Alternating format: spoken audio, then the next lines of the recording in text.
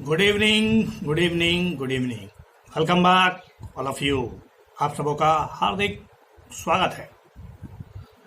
लगातार सेंसिटिव मुद्दों पर चर्चा हो रहा है, तरह तरह के वीडियो आपको मिल रहे हैं, लगातार आप ज्ञानवर्धित हो रहे हैं। मेरे इस चैनल को लगातार देखने के लिए और अपडेट पाने के लिए आप मेरे चैनल को सब्सक्राइब करें और बेल बटन दबाना बिल्कुल ना भूलें। जी हाँ, प्रतिदिन आपको 5 से 6 महत्वपूर्ण खबरों पर महत्वपूर्ण जो संवेदनशील मुद्दे हैं, जो लगातार चर्चे में रहते हैं और विभिन्न प्रकार के प्रतियोगी एग्जाम में आंसर राइटिंग में काफ़ी मदद कर सकते हैं, इसके लिए वीडियो बनाया जाता है। आप इस वीडियो को देखिए, अच्छा लगता है तो अपने मित्रों को शेयर करें। आज का जो टॉपिक है वो भी पॉलिटी सेक्शन से जुड़ा हुआ है, बहुत ही संवेदनशील। अक्सर इस प्रकार के प्रश्न पूछे गए हैं विभिन्न प्रकार के कॉम्पिटिटिव एग्जामिनेशन में, और बहुत से जो नेट की तैयारी कर रहे हैं या इस प्रकार के जो हिस्ट्री या पॉलिटिकल साइंस से जुड़े हुए बच्चे हैं, वो भी इस प्रकार के वीडियो को देख सकते हैं।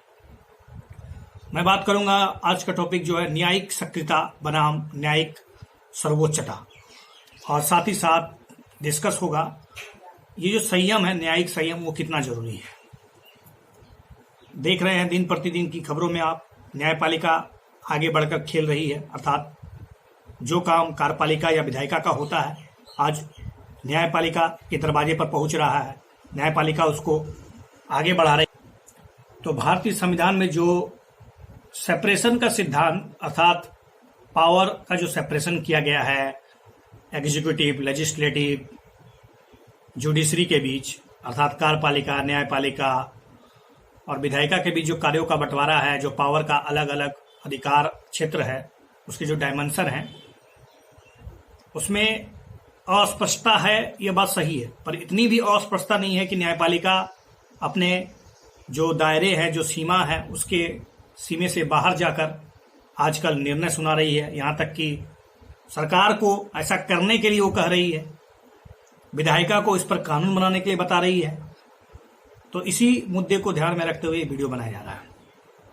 परीक्षा में सीधा सा कंसेप्ट है जुडिशियल एक्टिविज्म, रोमांटिज्म क्या है, उस पर आप सोचिए कितनी जरूरी है इसका, आखिर ऐसा क्यों हो रहा है, इसके बैकग्राउंड क्या है, हिस्ट्री क्या है, विश्व के अन्य तमाम देशों में इसकी क्या भूमिका है। चलिए देखिए, न्यायिक जो सक्रियता है उसको जनरली अच्छा ही माना जा सकता है, और कभी कभी जरूरत से ज्यादा होने पर इसे थोड़ा सा रेस्ट्रेन करना जरूरी होता है। न्यायपालिका को संविधान के अंतर्गत एक सक्रिय भूमिका सौंपी गई है। जैसा कि आप जानते हैं कि जुडिशरी को सेपरेशन रखना बहुत ही बड़ी बात होती है, क्योंकि न्यायपालिका का कार्यपालिका से पृथक्करण कार्यपालिका के न्यायपालिका के हस्तक्षेप को रोकता है, और न्यायपालिका एक ऑटोनोमस स्वायत्त संस्था है, जिससे न्याय व्यवस्था मजबूत होती है, कानून व्यवस्था मजबूत होता है, सरकार बेलगाम ना हो जाए, बहुमत के दम पर या बहुमत के मुंह पर बेलगाम कानून पास ना करने लगे, पार्लियामेंट का जो नियम है, वो प्रक्रिया है, उसके अनुसार चले, लोकतांत्रिक व्यवस्था मजबूत हो। तो न्यायिक सक्रियता और न्यायिक संयम उसी संरचनात्मक और व्यवहारिक ज्ञान के मतलब उसकी ही की डायमेंशन है। लेकिन न्यायिक सक्रियता की अवधारणा न्यायिक संयम के ठीक विपरीत माना गया है। न्यायिक सक्रियता और न्यायिक संयम दो ऐसे शब्द है ना, जिसका ठीक प्रयोग जो होता है न्यायिक निर्णयों के पीछे तर्क और दर्शन और अभिप्रेरणा का वर्णन करने के लिए किया जाता है। न्यायिक सक्रियता निर्णय के एक ऐसे सिद्धांत को दिखाता है, बताता है, जो विधि की भावना और बदलते समय पर विचार करती है, जबकि न्यायिक संयम विधि की कठोर व्याख्या और विधि पूर्व दृष्टांत, मतलब उस पर जो ऑलरेडी निर्णय दिया गया है उसी पर केवल सोचती है, ज्यादा आगे बढ़कर खेलती नहीं है। न्यायिक संयम और न्यायिक सक्रियता का मतलब अगर डेफिनेशन देखा जाए तो सबसे पहले हम लोग बात करेंगे न्यायिक संयम क्या है। न्यायिक संयम यानी न्यायिक व्याख्या का एक सिद्धांत है, जो न्यायाधीशों को स्वयं अपनी शक्तियों के प्रयोग को सीमित करने के लिए प्रोत्साहित करती है कि आप अधिक से अधिक अपने दिए गए निर्णयों पर विचार करें, पूर्व निर्णय क्या है उस पर थोड़ा सा अध्ययन कर ले। यह जोर देता है कि जब तक विधियों विधियों को स्पष्ट रूप से असंवैधानिक ना कहा हो जाए, असंवैधानिक ना लगे, न्यायाधीशों को उन्हें निरस्त करने से बचना चाहिए। न्यायिक संयम रखने वाले न्यायाधीश पूर्व के न्यायाधीशों द्वारा स्थापित उदाहरण और उनके दिए गए निर्णयों का सम्मान करना चाहिए। एक तरह से ये न्यायिक संयम है, बैलेंस स्टेट है। ओके, इसके अलावा अगर आप देखा जाए तो न्यायिक संयम शब्द की अलग अलग व्याख्या की गई है, अलग अलग लोग उसके बारे में अलग अलग बात करते हैं। तो एक यूनिवर्सिटी की डेफिनेशन है, उस डेफिनेशन को मैं स्पष्ट कर रहा हूं। अर्बन यूनिवर्सिटी द्वारा प्रकाशित किया गया है कि न्यायिक संयम को इस दृष्टिकोण के रूप में परिभाषित किया गया है कि उच्चतम न्यायालय को संविधान और विधियों में न्यायाधीशों को स्वयं के दर्शन या नीतिगत प्राथमिकताओं को पढ़ने के बजाय जब भी युक्ति पूर्वक संभव हो विधि की व्याख्या करनी चाहिए, ताकि संसद या फिर कांग्रेस या राष्ट्रपति और राज्य सरकार जैसे अन्य सरकारी संस्थाओं द्वारा उनके संवैधानिक प्राधिकार के दायरे में लिए गए नीति निर्णय पर किसी भी प्रकार की टिप्पणी या अटकलें से बचा जा सके। इस तरह के दृष्टिकोण से न्यायाधीशों के पास नीति निर्माताओं के रूप में कार्य करने का जनादेश नहीं होता है। चूंकि आपको पता है जुडिशरी जो होती है वो जनता द्वारा निर्मित नहीं होती है, जबकि राज्यों के निर्वाचित राजनीतिक अंगों द्वारा जो कुछ करना चाहिए उसे सम्मान देना चाहिए। अमेरिकी संविधान और विभिन्न राज्यों के संविधानों द्वारा उन्हें प्रदत्त शक्ति के दायरे में बने रहते हैं। ओके, न्यायिक संयम न्यायिक समीक्षा के अभ्यास के लिए एक प्रक्रियात्मक दृष्टिकोण है। प्रक्रियात्मक सिद्धांत के रूप में न्यायिक संयम न्यायाधीशों से विधिक विषयों पर, विशेष रूप से संवैधानिक विषयों पर निर्णयन से बचने का आग्रह रखता है, जब तक कि विरोधी पक्षों के बीच किसी ठोस विवाद के समाधान के लिए ऐसा निर्णयन आवश्यक न हो। सारभूत सिद्धांत के रूप में यह संवैधानिक प्रश्नों पर विचारक न्यायाधीशों से अपेक्षा रखता है कि वे निर्वाचित संस्थाओं के विचारों के प्रति पर्याप्त सम्मान रखें, उनके कृत्यों को केवल तभी अमान्य घोषित करें जब उनके द्वारा संवैधानिक सीमाओं का उल्लंघन किया गया हो। न्यायालयों को नए विचारों या नीतिगत प्राथमिकताओं को बढ़ावा देने के लिए न्यायिक समीक्षा का उपयोग करने से बचना चाहिए। संक्षेप में कहा जाए ना तो न्यायालयों को विधि की व्याख्या करनी चाहिए, नीति निर्माण में हस्तक्षेप नहीं करना चाहिए। न्यायाधीशों को निम्नलिखित आधार पर निर्णय लेने का प्रयास करना चाहिए। एक तो संविधान निर्माताओं का जो मूल आशय था, जो मूल कंसेप्ट था सेपरेशन थ्योरी का, उसका सम्मान करें। पहले जो दिए गए निर्णय हैं उसके मामलों का निरीक्षण करें, उस पर जो निर्णय दिया गया उस पर क्या है विचार। न्यायालयों को नीति निर्माण का कार्य दूसरों के लिए छोड़ देना चाहिए। वे अपने निर्णयों द्वारा नई नीतियों की स्थापना करने की जो प्रवृत्ति है उससे अपने आप को बचाए तो अच्छा है। वे दृढ़ता से संविधान के प्रावधानों के आधार पर कार्य करें, निर्णय लें। अब हम लोग बात करेंगे न्यायिक सक्रियता, जस्ट अपोजिट टू इट। न्यायिक सक्रियता शब्द का प्रयोग जो है ना वो न्यायिक संयम के विपरीत रखा गया है। न्यायिक सक्रियता एक बदलते समाज में एक न्यायिक दृष्टिकोण में एक गतिशील मतलब नया अप्रोच है, जैसे new dimension. Author Schlesinger junior उन्होंने एक फॉर्च्यून पत्रिका में सुप्रीम कोर्ट 1947 शीर्षक के लेख में पहली बार जुडिशियल एक्टिविज्म शब्द का प्रयोग किया था। इसी के अलावा ब्लैक्स लॉ डिक्शनरी कहता है कि न्यायिक सक्रियता एक न्यायिक दर्शन है जो न्यायाधीशों को पारंपरिक पूर्व दृष्टांत या निर्णय से हटकर, मतलब लीक से हटकर, बने बनाए रास्तों से हटकर प्रगतिशील और नई सामाजिक नीतियों के पक्ष में आगे बढ़ने को प्रेरित करती है। हाल के वर्षों में अगर देखा जाए तो न्यायिक सक्रियता के माध्यम से विधि निर्माण में नए आयाम ग्रहण कर लिए गए हैं। न्यायपालिका ने सामाजिक संदर्भ में विधि की व्याख्या करने के लिए एक स्वस्थ एटीट्यूड को जन्म दिया है। न्यायिक सक्रियता उन न्यायिक निर्णयों को भी दिखाती है जिन पर अभी तक के जो कानून थे, जो विधि थे, उसको हटाने हुए व्यक्तिगत या राजनीतिक विचारों को दूर करते हुए अपने विचार प्रकट कर रही है।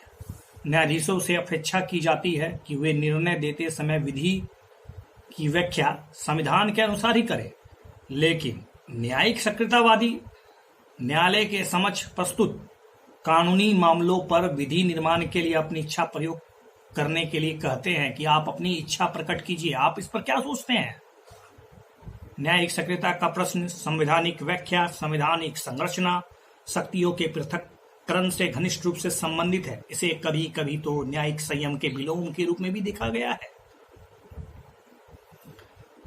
मामलों पर निर्णय लेते समय न्यायाधीशों को यह सुनिश्चित करना चाहिए कि विधि की व्याख्या और उसका प्रवर्तन समकालीन परिस्थिति, वर्तमान क्या चाहता है, उसके परिस्थिति, उसके मूल्य, उसके रीति रिवाज में हो रहे परिवर्तनों के आधार पर किया जाए, ना कि बनी बनाए धड़ाधड़, मतलब जो चला आ रहा है 50 साल पहले का, उसी पर वही विचार लाद दिया जाए। क्योंकि समाज में परिवर्तन तो होता ही है और परिवर्तन तो जारी रहने वाली चीज है, तो उनकी मान्यताएं, उनके मूल्य, उनके विचार बदलने चाहिए। समाज बदलता है तो न्यायपालिका की भूमिका भी बदलनी चाहिए। ठीक है, इसको संविधान में डिफाइन नहीं किया गया है, न्यायालय के निर्णयों का उसका लक्षण उसमें प्रतिबिंब तो होना चाहिए। न्यायिक सक्रियता के विचार के अनुसार न्यायाधीशों को अन्यायपूर्ण कृत्यों को उसको रोकने के लिए अपनी शक्तियों का उपयोग भी करना चाहिए, विशेष रूप से जब सरकार अन्य अंग इस दिशा में कुछ कर ही नहीं रही हो। सरकार के ढेर सारे जो अंग हैं चुपचाप है, मौन है, क्योंकि राजनीतिक मुद्दे या वोट बैंक की पॉलिटिक्स के कारण उस पर वो ठोस निर्णय नहीं ले पा रहे हैं। सरकार दबी बची रहना चाहती है, दुखी नहीं करना चाहती है, तो न्यायपालिका को तो कुछ करना ही पड़ेगा। संक्षेप में अगर इसको सार कर दिया जाए तो न्यायालयों को नागरिक अधिकारों, व्यक्तिगत अधिकारों की सुरक्षा, राजनीतिक भेदभाव, सार्वजनिक नैतिकता जैसे विषयों पर सामाजिक नीति को आकार में सक्रिय भूमिका निभानी चाहिए। पॉलिटिकल अफेयर हो, इंटरनेशनल पॉलिटिक्स, मोस्टली इस सब के क्षेत्र में अब न्यायपालिका आगे बढ़कर खेल रही है।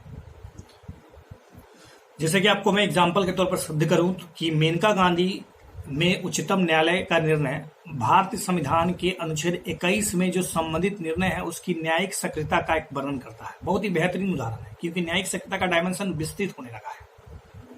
न्यायिक संयम की जो एटीट्यूड्स है, जो प्रवृत्तियां हैं, जैसे कि इसके बारे में मैं अगर कहूं तो 2008 में डिविजनल मैनेजर या अरावली गोल्फ कोर्स बनाम चंदर हास मामले में भारतीय न्यायपालिका ने संविधान में निहित शक्तियों के पृथक्करण का विस्तार कर दिया। भारत का न्यायपालिका के सुपर लेजिस्लेचर बनने या अन्य दोनों अंगों की विफलता की स्थिति में एक विकल्प बनने की परिकल्पना हालांकि नहीं करनी चाहिए। ऐसा नहीं है कि इसका मतलब रोल कानून बनाने का हो जाएगा। न्यायपालिका को अपनी सीमाएं निर्धारित करने की आवश्यकता तो है ही। न्यायिक संयम का एक उदाहरण राजस्थान राज्य बनाम भारत संघ का मामला है, जिसमें न्यायालय ने इस आधार पर याचिका को खारिज कर दिया था कि इसमें एक राजनीतिक प्रश्न शामिल था, इसलिए न्यायालय इसमें हस्तक्षेप नहीं करेगी। SR बम्बई बनाम भारत संघ मामले में न्यायाधीशों ने कहा कि कुछ स्थितियां ऐसी होती है जहां राजनीतिक तत्व अभिभावी होते हैं और वहां न्यायिक समीक्षा संभव नहीं होती है। अनुच्छेद 356 को पढ़ा जाए, जिसके अंतर्गत शक्तियों का प्रयोग करते हुए एक राजनीतिक प्रश्न माना गया है इसको, इसलिए न्यायपालिका इसमें हस्तक्षेप नहीं करना चाहती है।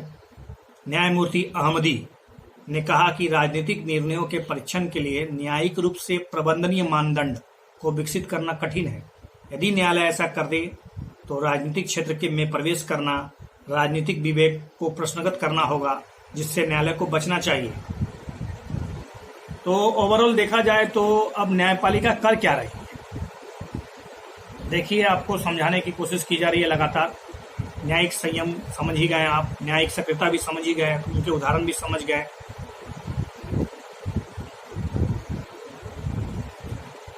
भारत के पूर्व मुख्य न्यायाधीश S आनंद ने एक सार्वजनिक व्याख्या में भाषण में कहा कि न्यायिक सक्रियता न्यायिक दुस्साहस, जुडिशियल एडवेंचरिज्म न बन जाए। इसके लिए आवश्यक है कि न्यायाधीश अपने न्यायिक कार्यों के निर्वहन में सतर्कता और आत्म अनुशासन का पालन करे।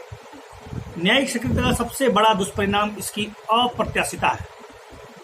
यदि न्यायाधीश आत्मसंयम का अभ्यास नहीं करेंगे तो प्रत्येक न्यायाधीश स्वयं में एक कानून बन जाएंगे। वे अपनी व्यक्तिगत इच्छाओं पर निर्देश जारी करने लगेंगे, जिससे क्या पैदा होगा? अराजकता, डिसऑर्डर। भारत का उच्चतम न्यायालय अपने प्रारंभिक वर्षों में रूढ़िवादी बना रहा, ठीक है, लेकिन बाद के वर्षों में न्यायमूर्ति गजेंद्रकर, कृष्ण अय्यर, पीएन भगवती, जिन्होंने भारतीय संविधान के अनुच्छेद 14, 19 और 21 की व्याख्या के बहाने न्यायिक निर्णयों पर कई विधिक मानदंडों का सृजन कर दिया। सामाजिक दर्शन के माध्यम से न्यायिक सक्रियता का उभार हुआ। भारतीय संविधान का भाग 3 वाक और अभिव्यक्ति की स्वतंत्रता, दैहिक स्वतंत्रता, समानता, धार्मिक स्वतंत्रता जैसे मूल अधिकारों के बारे में स्पष्ट रूप से कहता है। उसको लागू करवाने के लिए इसने जोर दे दिया। दूसरी ओर भाग 4 जो है, जिसमें नीति निर्देश, राज्य के नीति निर्देशों का वर्णन किया गया है, जिसमें कार्य में शिक्षा है, आजीविका निर्वाह है, स्वास्थ्य के अधिकार जैसे सामाजिक आर्थिक आदर्श शामिल है, जो प्रवर्तनीय नहीं है, अर्थात इन्फोर्सेबल नहीं है, जिनकी प्राप्ति के लिए अब राज्य को प्रयास करने के लिए निर्देशित किया गया है। हालांकि अनुच्छेद 37 खुद कहता है कि नीति निर्देशक तत्व तो अपरिवर्तनीय है, लेकिन भारत के सुप्रीम कोर्ट ने इनमें को कुछ मूल अधिकारों के रूप में देखते हैं। जैसे उन्नी कृष्णन मामले में शिक्षा के अधिकार को अनुच्छेद 21 के तहत पढ़ा जाना चाहिए। भारतीय संविधान के अनुच्छेद 21 से संबंधित मामलों में भारतीय उच्चतम न्यायालय ने निर्णयों की एक सक्रिय भूमिका निभाई है, इसलिए इसे यहाँ पृथक विवेचन हम कर रहे हैं। जैसे कि देख लीजिए अनुच्छेद 21 और न्यायिक सक्रियता कैसे को रिलेटेड है। अनुच्छेद 21 में क्या कहा गया है? शुरुआत में किसी व्यक्ति को उसके प्राण या उसके दैहिक स्वतंत्रता से विधि द्वारा, ध्यान रहे, विधि द्वारा स्थापित प्रक्रिया के अनुसार ही वंचित किया जाएगा, अन्यथा नहीं। फिर से सुनिए, अनुच्छेद 21 में स्पष्ट रूप से कहा गया है कि किसी भी व्यक्ति को उसके प्राण या उसकी दैहिक स्वतंत्रता से केवल और केवल विधि द्वारा स्थापित प्रक्रिया के तहत ही वंचित किया जा सकता है।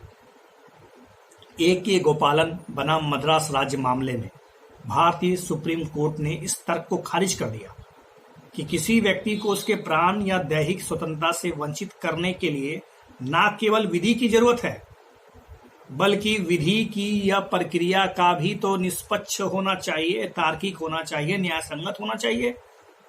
किसी अन्य दृष्टिकोण को अपनाते हुए अनुच्छेद 21 में सम्यक प्रक्रिया यानी ड्यू प्रोसेस को शामिल करना चाहिए, जिसे संविधान के निर्माण के समय इसमें शामिल नहीं किया गया था।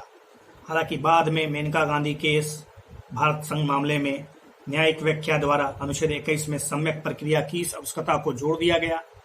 इस प्रकार सम्यक प्रक्रिया का जो उपखंड है, जिसे संविधान निर्माताओं द्वारा सफलतापूर्वक और जानबूझकर छोड़ दिया गया था, उसे भारतीय सुप्रीम कोर्ट ने न्यायिक सक्रियता के माध्यम से संविधान में शामिल करा दिया। भारत के उच्चतम न्यायालय द्वारा न्यायिक सक्रियता के और एक बृहद तौर पर आरंभ तब हुआ जब अनुच्छेद 21 में जीवन, लाइफ शब्द की व्याख्या केवल जीवित रहने या जैविक अस्तित्व तक सीमित रूप में करने के बजाय गरिमापूर्ण मानव जीवन के रूप में की गई। फ्रांसिस कोली बनाम केंद्र शासित प्रदेश दिल्ली मामले में उच्चतम न्यायालय ने कहा कि जीवन का अधिकार केवल पशुवत अस्तित्व नहीं सीमित नहीं है, इसका अर्थ शारीरिक उत्तरजीविता यानी फिजिकल सर्वाइवल से बढ़कर है। न्यायालय ने यह भी कहा कि जीवन के अधिकार में मानवीय गरिमा के साथ जीने का अधिकार शामिल है। मानवीय गरिमा के लिए बुनियादी आवश्यकताओं को पूरा होना बहुत ही जरूरी है। जीवन के बुनियादी आवश्यकताओं में शिक्षा, भोजन, आवास, पढ़ाई लिखाई, विभिन्न तरीकों से मिलने वाले सुख सुविधाएं, स्वयं को अभिव्यक्त करने की सुविधा, निर्बाध विचरण और लोगों के साथ घुलने मिलने की स्वतंत्रता शामिल है। आर राजगोपाल बनाम तमिलनाडु राज्य के मामले में एक नए अधिकार अर्थात निजता के अधिकार, राइट टू प्राइवेसी को अनुच्छेद 21 में शामिल किया गया और न्यायालय ने कहा कि नागरिक को किसी अन्य विषयों के साथ स्वयं की, परिवार की, विवाह, संतान उत्पत्ति, मातृत्व, गर्भधारण, शिक्षा आदि के संबंध में निजता का अधिकार प्राप्त है। उच्चतम न्यायालय ने स्वयं यह निर्णय भी दिया है कि अनुच्छेद 21 के तहत गारंटीकृत जीवन के अधिकार में आजीविका का अधिकार भी शामिल है। कपिला हिंगोरोनी बनाम भारत संघ, कपिला हिंगोरोनी बनाम भारत संघ मामले में भोजन के अधिकार को जीवन के अधिकार के अभिन्न अंग के रूप में चिन्हित किया गया है, जहां स्पष्ट रूप से कहा गया कि राज्य का कर्तव्य है कि ऐसी परिस्थितियों को बढ़ाया जाए जो आजीविका के पर्याप्त साधन उपलब्ध कराया जाए जहां लोग भोजन का खर्च उठाने में असमर्थ हैं। न्यायालय ने यह भी माना कि सुरक्षित पेयजल का अधिकार मूल अधिकारों में से एक है जो जीवन के अधिकार में शामिल है। निष्पक्ष सुनाई, जो फ्री ट्रायल होता है, उसकी निष्पक्ष सुनवाई हो, स्वास्थ्य और चिकित्सा का देखभाल, जलकुंडों, तालाबों, जंगलों आदि का सुरक्षा हो जो हमारे सुनिश्चित जीवन पूर्व को निश्चित करते हैं। पारिवारिक पेंशन का अधिकार, विधिक सहायता, विधिक परामर्शदाता देने का या लेने का अधिकार, यौन उत्पीड़न के विरुद्ध सुरक्षा का अधिकार, एकांत में कारावास के विरुद्ध सुरक्षा का अधिकार, हथकड़ी और जंजीर से बंदी बनाए जाने के विरुद्ध सुरक्षा का अधिकार, त्वरित सुनवाई का अधिकार, पुलिस अत्याचार, यातना और हिरासत में हिंसा के विरुद्ध सुरक्षा का अधिकार, कारावास नियमों के अनुरूप साक्षात्कार देने और आगंतुकों से मिलने सकने का अधिकार, न्यूनतम मजदूरी का अधिकार आदि को अनुच्छेद 21 में जीवन के अधिकार में शामिल करने का निर्णय लिया गया है। हाल ही में उच्चतम न्यायालय ने सेंटर फॉर एनवायरमेंट लॉ बनाम भारत संघ के मामले में पर्यावरण संरक्षण को अनुच्छेद 21 का अंग मानते हुए एशियाई शेरों के लिए एक दूसरा पर्यावास उपलब्ध कराने का निर्देश जारी किया है। इसी प्रकार से एक ऐसे ही मामले में सुप्रीम कोर्ट ने सोने के अधिकार राइट टू स्लीप को अनुच्छेद 21 का अंग बताया है। अजय बंसल बनाम भारत संघ वाद में उच्चतम न्यायालय ने उत्तराखंड में फंसे व्यक्तियों के लिए हेलीकॉप्टर उपलब्ध कराने का निर्देश जारी किया था। सोचिए, इस प्रकार हम देख सकते हैं कि भारत के उच्चतम न्यायालय ने न्यायिक सक्रियता के कारण अनुच्छेद 21 से कई अधिकारों की उत्पत्ति हुई है। हालांकि इनमें से कई आदेश को लेकर व्यापक आशंकाएं भी व्यक्त की गई है। अभी यह स्थिति स्पष्ट नहीं है कि न्यायालय के आदेशों से उत्पन्न होते अधिकारों की संख्या पर कोई सीमा आरोपित होगी या नहीं होगी। भगवान दास बनाम दिल्ली राज्य मामले में उच्चतम न्यायालय ने ऑनर किलिंग अर्थात जाति या धर्म या गोत्र से बाहर या स्वग्राम विवाह में शामिल करने वाले युवक युवतियों की हत्या के लिए मृत्युदंड को अनिवार्य बना दिया और इस प्रकार माता पिता उसकी जाति के प्रति उसका तिरस्कार का भाव प्रकट किया गया, उस पर अपना निर्णय सुनाया। न्यायिक सक्रियता एक नवीनतम मामला अरुणा रामचंद्रन शानबाग बनाम भारत संघ का है। अरुणा शानबाग मुंबई के एक अस्पताल में कार्यरत नर्स थी जिस पर वर्ष 1973 में यौन हमला हुआ था। तब से वो कोमा अथवा निष्क्रिय अवस्था में पड़ी हुई थी। अरुणा के इसी अवस्था से बने रहने के 37 वर्ष के बाद 2011 में उसकी मित्र होने का दावा करने वाले एक सामाजिक कार्यकर्ता ने सुप्रीम कोर्ट में याचिका देने और इच्छा मृत्यु यानी यूथनेसिया की मांग की, किंतु ऐतिहासिक निर्णय में न्यायालय ने न केवल निष्क्रिय इच्छा मृत्यु की अनुमति दी अर्थात अस्थायी रूप से कोमा में पड़े व्यक्ति का लाइफ सपोर्ट हटाया जा सकता है जिसका अनुमोदन उच्चतम न्यायालय से प्राप्त करना होगा। न्यायिक सक्रियता बनाम न्यायिक संयम। न्यायिक सक्रियता शिथिल संरचनावादी और न्यायिक संयम कठोर संरचनावादी के बीच का अंतर संविधान की व्याख्या करने के तरीकों पर निर्भर है। कोई कठोर संरचनावादी न्यायाधीश संविधान की शाब्दिक व्याख्या करते हैं अथवा संविधान निर्माताओं की मूल मंशा का ध्यान में रखते हुए मामलों का निर्णय करते हैं, जबकि कोई शिथिल संरचनावादी अथवा न्यायिक सक्रियतावादी न्यायाधीश संविधान के निर्माण से लेकर वर्तमान समय तक के आए परिवर्तन को ध्यान में रखते हैं और उसके तहत वो निर्णय लेते हैं। न्यायिक सक्रियता और न्यायिक संयम में दो विपरीत दृष्टिकोण है। न्यायिक सक्रियता और न्यायिक संयम किसी भी देश की न्यायिक प्रणाली से संबंधित है और वे सरकार या किसी भी संवैधानिक निकाय की शक्तियों के मनमाने उपयोग के विरुद्ध नियंत्रण का कार्य करते हैं। न्यायिक सक्रियता का समकालीन मूल्यों और परिदृश्यों के प्रकारी के लिए संविधान की व्याख्या है। दूसरी ओर न्यायिक संयम किसी विधि को निरस्त करने को न्यायाधीशों की शक्तियों को सीमित करता है।